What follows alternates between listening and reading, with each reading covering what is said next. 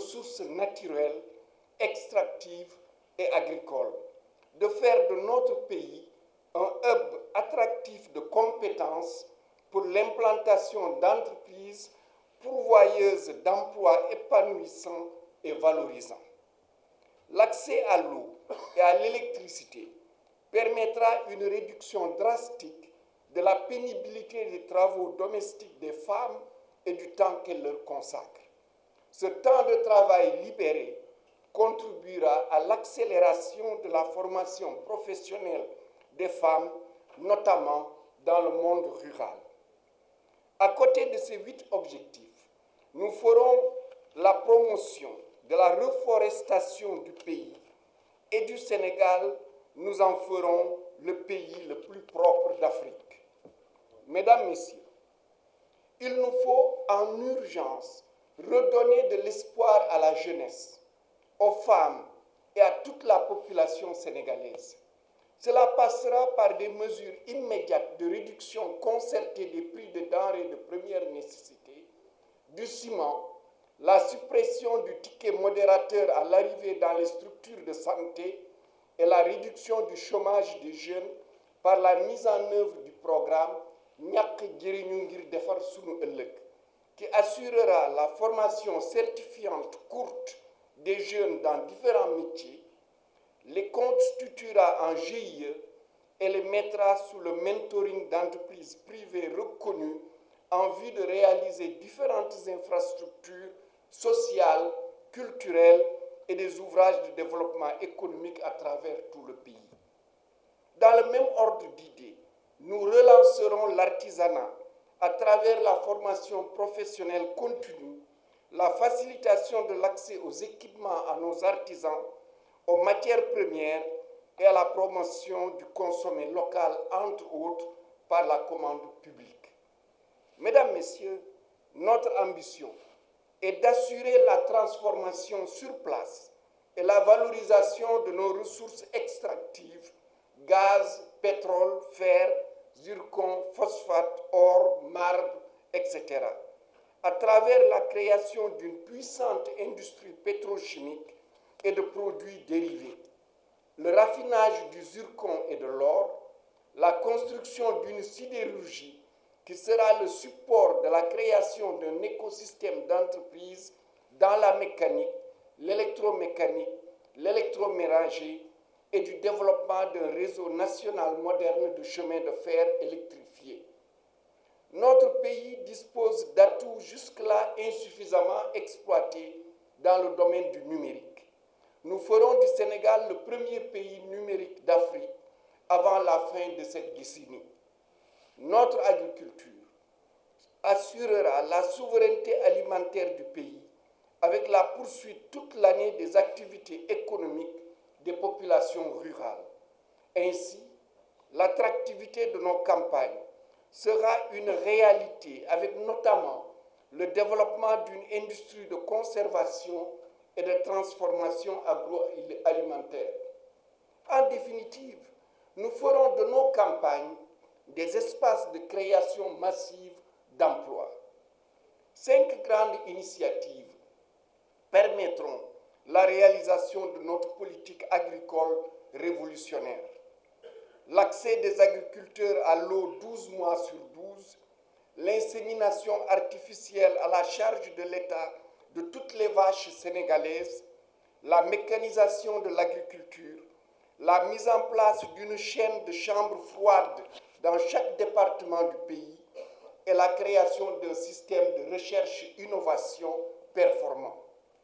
L'accès à l'eau 12 mois sur 12 est jusqu'ici le nœud gordien qui empêche la multiplication des cultures durant l'année dans la plus grande partie du pays.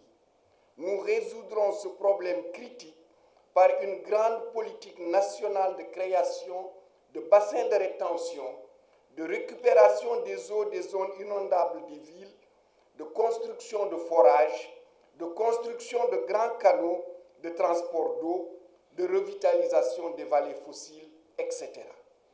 Notre but ultime est que chaque Sénégalaise et chaque Sénégalais puisse avoir un emploi épanouissant et valorisant et disposer de nourriture saine, variée et bon marché. Le décollage de notre agriculture contribuera au développement du tourisme, qui est un secteur pourvoyeur d'emplois et de devises que nous moderniserons et soutiendrons fortement. Nous ferons la promotion de l'entrepreneuriat national, des entreprises nationales championnes, de la discrimination positive en faveur de nos entreprises sur les marchés publics et les marchés des collectivités territoriales. Mesdames, Messieurs, notre politique culturelle et sportive va se recentrer au niveau départemental, communal et local afin d'assurer le développement d'infrastructures sportives et culturelles à la base, permettant ainsi la pratique sportive saine et l'éclosion sur tout le territoire national de jeunes talents et leur suivi rapproché. Nous construirons dans les communes des stades et des salles multifonctionnelles, des piscines, des arènes de lutte traditionnelles, des salles de spectacle, des médiathèques et des maisons des arts, de la science et de la culture, les MAST. Le bien-être des populations que nous recherchons passe aussi par la sécurité sociale et la retraite. C'est pourquoi nous mettrons en place pour toutes les catégories sociales, après une concertation large et inclusive, une assurance maladie et une assurance retraite.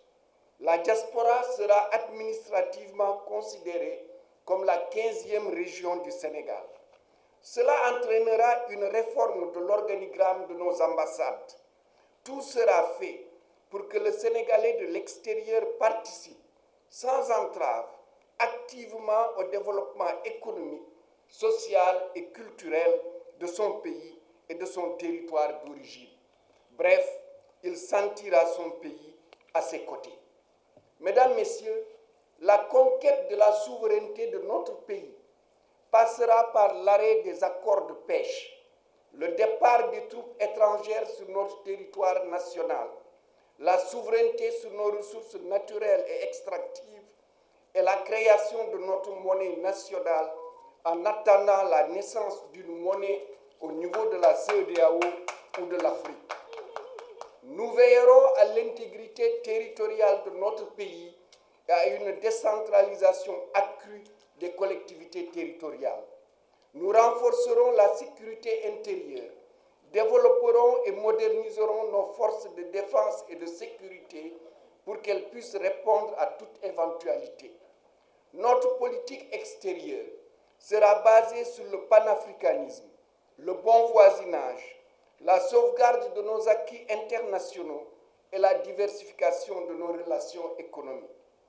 La bonne gouvernance, la transparence, la séparation effective des pouvoirs, la redevabilité, le renforcement du pouvoir de l'exécutif par le renforcement du pouvoir de contrôle de l'exécutif par l'Assemblée nationale et la réduction des pouvoirs du président de la République constitueront pour nous les fondements d'une gouvernance équilibrée, sobre, intègre et intransigeante par rapport à toutes les formes de corruption. Nous ferons les réformes nécessaires pour que le président de la République ne préside plus un parti ou une coalition de partis, ne préside plus le Conseil supérieur de la magistrature, ne nomme un ministre ou un directeur général qu'après l'avis favorable de l'Assemblée nationale après son audition, nomme les directeurs généraux des sociétés nationales après un appel à candidature, et j'en passe. Mesdames, Messieurs, notre vivre ensemble est un trésor hérité de siècles de cohabitation, de tolérance, de savoir-vivre et de culture d'accueil des hôtes et des étrangers. Notre pays est un pays de croyants, adeptes de l'islam, du christianisme et des religions traditionnelles. C'est pourquoi l'inscription de la laïcité, concept teinté d'anticléricalisme, dans notre Constitution est une grave anomalie historique et culturelle qui ne vise qu'à éloigner les jeunes de nos religions en les privant de l'éducation religieuse dont elles ont besoin dans nos écoles publiques. N'en déplaise à tous ces gourous, la laïcité n'est pas la génitrice de notre vivre ensemble. Notre vivre ensemble l'a précédé des siècles avant. Nous enlèverons cette supercherie de notre Constitution. Mesdames, Messieurs, nous sommes le candidat du Sénégal de l'éthique, de la compétence, de l'expérience, de la solidarité entre toutes les couches de la population, de la valorisation de notre identité culturelle et de la confiance en nous-mêmes, du Sénégal qui se construit dans la paix et l'unité.